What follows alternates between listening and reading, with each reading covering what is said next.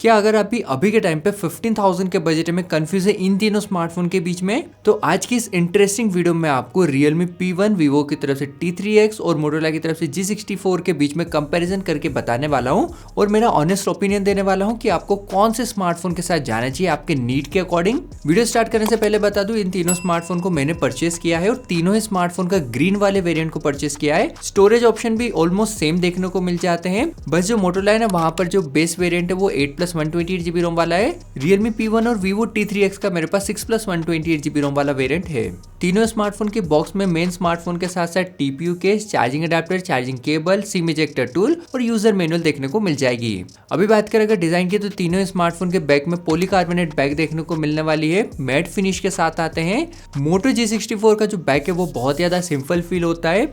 Realme P1 के back में feathery design देखने को मिल जाता है और जो Vivo T3X है वहां पर भी फेदर वाला डिजाइन मिलता है, पर वो एक यू शेप या फिर ओ वाले शेप में मिलता है। तीनों स्मार्टफोन की साइड पैनल भी पॉलीकार्बोनेट की देखने को मिल जाती है। बात करो अगर फिजिकल ओवरव्यू की, तो तीनों स्मार्टफोन के राइट साइड में वॉल्यूम रोकर और पावर बटन देखने को मिलने वाले हैं। Moto G64 और Vivo T3X के जो पावर बटन है वही फिंगरप्रिंट की तरह भी वर्क करते हैं। Realme P1 में एक AMOLED डिस्प्ले मिलती है, इसीलिए यहाँ पर एक इन डिस्प्ले फिंगरप्रिंट स्कैनर मिल जाता है। और Moto G64 का वॉल्यूम रोकर और पावर बटन का जो प्लेसमेंट है वो थोड़ा सा ऊपर की साइड है, तो वन हैंड यूज करते वक्त थोड़ा सा आपको हाथों को थोड़ा सा एक्सटेंड करना पड़ेगा।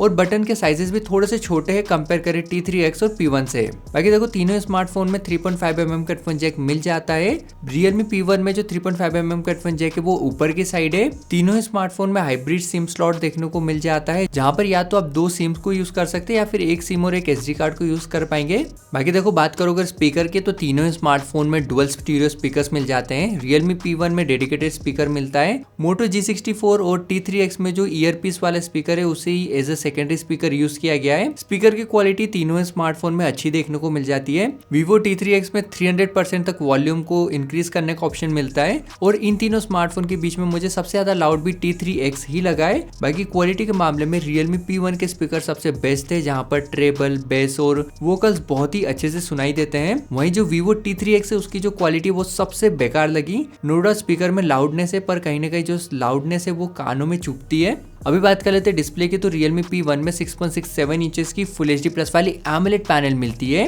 Vivo T3X में 6.72 इंचेस की एक IPS पैनल मिल जाएगी और Motorola G64 में भी एक IPS पैनल है 6.5 इंचेस की। तीनों स्मार्टफोन में 120 तक का रिफ्रेश रेट मिल जाता है। Vivo T3X में 1000 नीट्स तक की पिक ब्राइटनेस है। Realme P1 में 2000 नीट्स तक की पिक ब्राइटनेस है और जो Moto G64 है वहां पर ऑफिशियली Motorola ने नहीं बताया कितने नीट्स तक की पिक ब्राइटनेस मिलती है। बाकी normal day to day uses में तीनों स्मार्टफोन की डिस्प्ले बहुत ही अच्छे से वर्क करती है। अंडर द सनलाइट भी अच्छी डिस्प्ले ब्राइटनेस देखने को मिल जाती है। Vivo T3X और Realme P1 में YouTube में 4K HDR का सपोर्ट मिल जाता है, पर जो Motorola है वहां पर 1440p HDR का सपोर्ट मिलता है। Moto G64 में 4K HDR दिखता तो है, पर जैसे उस पर क्लिक करते तो जो क्लिप है वो 4080p नॉर्मल पे आ जाती है, उसे फिर से बैक करके वापस से लगाना पड़ता है अगर आपको HDR कंटेंट में वीडियो देखना है तो। और जो मैक्सिमम कैपेबिलिटी है वो 1440p तक की ही देखने को मिलती है। तीनों स्मार्टफोन में मैंने HDR पे वीडियो प्ले करके देखा, मुझे कोई भी लैग शटर देखने को नहीं मिला। 120 हर्ट्ज तक का रिफ्रेश रेट मिल जाता है, तो normal day to day uses में जो स्मूथनेस मिलती है डिस्प्ले की वो तीनों स्मार्टफोन में अच्छी देखने को मिल जाती है।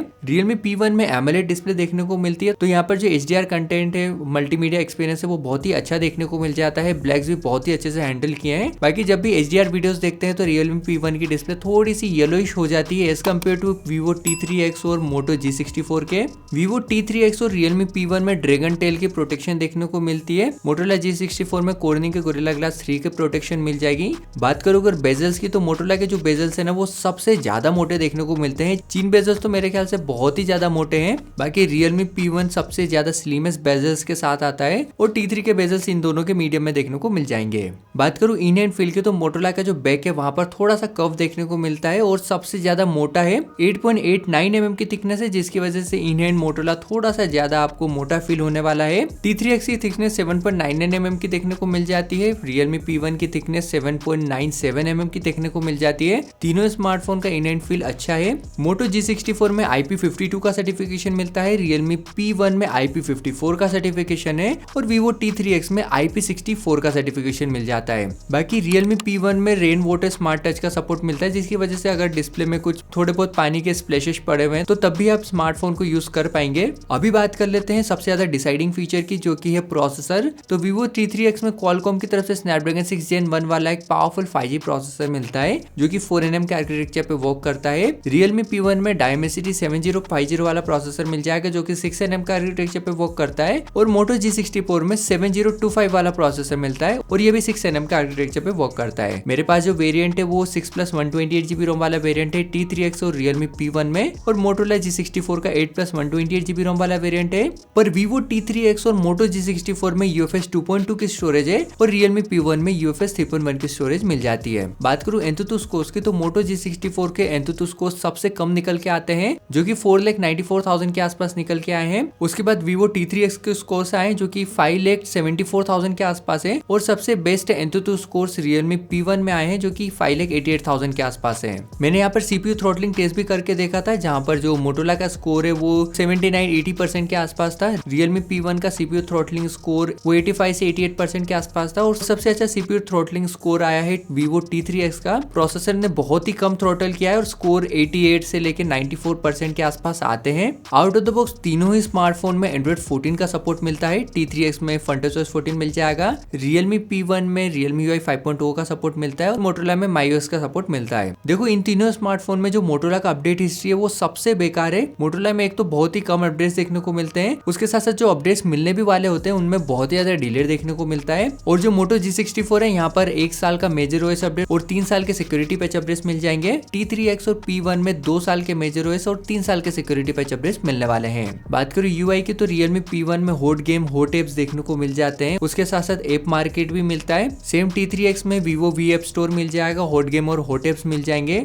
इन दोनों स्मार्टफोन में आप सेटिंग के थ्रू उसे हटा सकते हैं। Motorola में क्लीन यूजर एक्सपीरियंस जरूर मिल जाता है, पर उसके साथ साथ ऐप रिकमेंडेशन का ऑप्शन भी मिल जाता है। बाकी तीनों स्मार्टफोन की डिस्प्ले में 120Hz का रिफ्रेश रेट मिल जाता है, तो नॉर्मल यूज करते वक्त स्मार्टफोन स्मूथ फील होता है, बहुत ज्यादा रिस्पॉन्सिव फील होते हैं। मुझे तीनों स्मार्टफोन में कोई भी दिक्कत नहीं आई। बाकी जो Vivo T3X और Realme P1 है, वहाँ ऐप क्लोजिंग और ओपनिंग एनिमेशन नहीं है, और Moto G64 में एनिमेशन मिल जाते हैं, जो कि एक एक्स्ट्रा यूजर एक्सपीरियंस को ऐड करता है। अगर आपको क्लीन यूजर एक्सपीरियंस या फिर पिक्सल लाइक एक्सपीरियंस चाहिए, तो मेरे ख्याल से G64 आपके लिए बहुत ही अच्छी चॉइस हो सकती है। बात करो अगर हीटिंग की, तो देखो मैंने जब यहाँ पर रिकॉर्डिंग टेस्ट किया था, तो वीडियो रिकॉर्ड करते वक्त ऑलमोस्ट आधे घंटे के बाद जो Motorola का टेम्परेचर था वो 52 डिग्री जा चुका था, जो कि थोड़ा सा ज्यादा था। उसके बाद Realme P1 का टेम्परेचर 46 डिग्री के आसपास था, और Vivo T3X का टेम्परेचर 44 डिग्री के आसपास था। मेरे ख्याल से यहाँ पर स्नैपड्रैगन का प्रोसेसर इसीलिए हो सकता है ये थोड़ा सा ऑप्टिमाइज और हीट कम कर रहा हो। बाकी बात करूँ बैटरी की, तो Vivo T3X और Moto G64 में 6000 mAh की बैटरी मिलती है। T3X में 44 वोल्ट का चार्जिंग अडेप्टर मिल जाएगा, Moto G64 में 33 वोल्ट का चार्जिंग अडेप्टर मिलने वाला है, और Realme P1 में 5000 mAh की बैटरी और 45 वोल्ट का चार्जिंग सपोर्ट मिल जाएगा। बात करूँ चार्जिंग स्पीड की, तो Moto G64 में सबसे ज्यादा टाइम लगता है चार्ज होने में, जो कि 1 घंटे 30 से 40 मिनट के आसपास लग जाता है। उसके बाद टाइम लगता है Vivo T3X को, जिसे 1 घंटे 25 से 30 मिनट के आसपास लगता है, और Realme P1 को 0 से 100% फुल्ली चार्ज होने में ऑलमोस्ट 1 घंटे 18 से 20 मिनट का टाइम लग जाता है। बाकी देखो अभी बात कर लेते हैं कैमरे की, तो मुझे सबसे ज्यादा मोस्ट प्रैक्टिकल कैमरा लगा Moto G64 का, जहां पर 50 मेगापिक्सल का प्राइमरी कैमरा, दूसरा कैमरा 8 मेगापिक्सल का अल्ट्रा वाइड मिल जाता है, और जो अल्ट्रा वाइड सेंसर है ना, यही मैक्रो और डेप्थ की तरह भी वर्क करता है। और जो 50 मेगापिक्सल का कैमरा है, यहाँ पर OIS का सपोर्ट मिलता है। Vivo में 50+2 मेगापिक्सल का सपोर्ट मिल जाएगा, जहाँ पर जो दूसरा 2 मेगापिक्सल का शूटर है वो एक डेप्थ सेंसर है, और Realme में 50+2 मेगापिक्सल का सेंसर मिल जाता है, और जो दूसरा सेंसर है वो एक ब्लैक एंड व्हाइट सेंसर है। Realme P1 और Moto G64 में फ्रंट कैमरा 16 मेगापिक्सल का मिलता है। बाकी जो Vivo T3X है, वहां पर 8 मेगापिक्सल का कैमरा मिलता है, जो कि थोड़ा सा डिसएडवांटेज जरूर है। बाकी Realme P1 में 4K 30 FPS तक रिकॉर्ड करने का ऑप्शन मिल जाता है, और Motorola में सिर्फ 1080p 60 FPS तक का सपोर्ट मिलता है। पर अच्छी बात यह है कि यहाँ पर स्टेबलाइजेशन का सपोर्ट मिल जाता है। ये कुछ फोटो सैंपल है तीनों स्मार्टफोन के मेन कैमरा से, जहाँ पर जो Realme P1 की क्वालिटी है वो थोड़ी सी शार्प और कॉन्ट्रास्टी देखने को मिलती है, कहीं कहीं पर डल फोटोज भी आती है। G64 की फोटोज थोड़ी सी वाइटिश आती है, नेचुरल रहती है। उसका जो T3X है उसकी फोटोज मुझे सबसे बेटर देखने को मिली है, कलर भी अच्छे से हैंडल किया है। पर देखो तीनों स्मार्टफोन इस बजट में कैमरे के लिए अच्छे नहीं है। कलर थ्योरी जो है वो बहुत ही इनकंसिस्टेंट रहती है, कभी कभी Realme बहुत ही ज्यादा येलोइश फोटोज क्लिक करता है, कभी कभी T3X येलोइश फोटोज क्लिक करता है। बात करो अगर पोर्ट्रेट में, तो पोर्ट्रेट फोटोज G64 ने बहुत ही अच्छे से क्लिक करी है, जहाँ पर एजेस और कलर को बहुत ही अच्छे से मेंटेन किया है। उसके बाद मुझे T3X की फोटोज अच्छी लगी, जहाँ पर सॉफ्ट फोटोज आती हैं, येलोइश टोन है पर एजेस को अच्छे से मेंटेन किया है। और जो रियलमी है उसकी फोटो सबसे बेकार देखने को मिलती है। मैक्रो फोटोज में मोटो G64 को एडवांटेज मिल जाता है। यहाँ पर डेडिकेटेड 8 मेगापिक्सल का मैक्रो और वाइड एंगल शूटर मिलता है और ये कुछ वाइड एंगल सैंपल्स हैं। लो लाइट में देखो तीनों स्मार्टफोन की फोटोज इनकंसिस्टेंट है, कभी एक स्मार्टफोन अच्छी फोटोज निकालते हो तो कभी दूसरा स्मार्टफोन अच्छी फोटोज निकालता है। बात करो कैमरे की क्वालिटी की तो नाइट टाइम में T3X की फोटोज थोड़ी सी येलोइश आती हैं, रियलमी की थोड़ी सी डल और कूलर टोन में देखने को मिल जाती है। मोटोरोला की फोटोज ठीक ठाक से हैं, कभी अच्छी आती हैं कभी खराब क्लिक कर देता है। बात करो अगर सेल्फी फोटोज की तो यहाँ पर एकदम अपोजिट चीज हो जाती है, क्योंकि T3X में सिर्फ 8 मेगापिक्सल का कैमरा मिलता है, जिसकी वजह से लो लाइट में फोटोज बहुत ही बेकार देखने को मिलती है। पर नॉर्मल डे लाइट में T3X की फोटोज में अच्छा कलर और कॉन्ट्रास्ट देखने को मिल जाता है। वहीं दूसरी तरफ रियलमी की फोटोज थोड़ी सी कॉन्ट्रास्टी और डल देखने को मिलती है कहीं कहीं पर। बाकी बात करो अगर वीडियो की तो यहाँ पर रियलमी P1 में 4K 30 FPS तक वीडियो रिकॉर्ड करने का ऑप्शन मिलता है। मोटो G64 में सिर्फ 1080p 60 FPS तक रिकॉर्ड करने का ऑप्शन मिलता है और जो T3X है वहां पर 1080p तक की वीडियोस आप 30 FPS पे रिकॉर्ड कर पाएंगे। ओवरऑल कैमरे की क्वालिटी देखे तो नो डाउट रियलमी P1 की जो रेजोल्यूशन है वो अच्छा रहने वाला है, पर ओवरऑल कैमरे की क्वालिटी मुझे वीवो की थोड़ी सी बेटर लगी है नॉर्मल डे लाइट में। स्टेबलाइजेशन की बात करूँ तो सिर्फ मोटो G64 में OIS का सपोर्ट मिलता है और OIS ऑन करने के बाद G64 की वीडियो स्टेबल और अच्छी क्वालिटी के साथ आती हैं। तो दोस्तों ये तो था मेरा इन तीनों स्मार्टफोन के बीच में कंपैरिजन वीडियो। होपफुली अभी तक आप डिसाइड कर पाए होंगे आपको कौन से स्मार्टफोन के साथ जाना चाहिए। पर पर्सनली अगर मैं रेकमेंड करूं, अगर आपको अभी के टाइम पे 15,000 के बजट में one of the best specification के साथ आने वाला स्मार्टफोन चाहिए या फिर एक ऑलराउंडर स्मार्टफोन चाहिए, तो मेरे ख्याल से रियलमी P1 आपके लिए एक बहुत ही अच्छी चॉइस हो सकती है। सुपर एमोलेड डिस्प्ले मिलती है, इन डिस्प्ले फिंगरप्रिंट स्कैनर मिलता है, जरूर कंसिडर किया जा सकता है।